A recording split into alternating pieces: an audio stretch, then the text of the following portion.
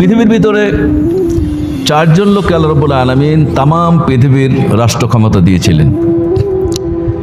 চারজনের ভিতরে দুজন হচ্ছে মুসলমান আর দুজন হচ্ছে কাফির।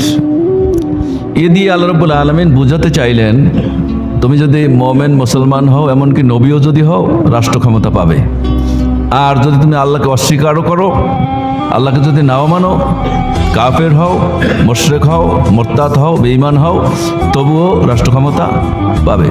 কিন্তু এক শ্রেণীর হাতে রাষ্ট্র ক্ষমতা থাকবে না, তারা হচ্ছে জালিম। তারা কারা?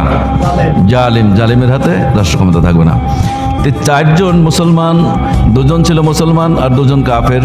কাফের দুজন হলো, একজন হলো নমরুদ, একজন হলো বখতে নাসর। আর মুসলমানদের দুজন হলো, একজন হলো যুলকারনাইন, একজন হলো পয়গম্বর সুলাইমান আলাইহিস সালাম। এই যুলকারনাইন এবং সুলাইমান আলাইহিস সালাম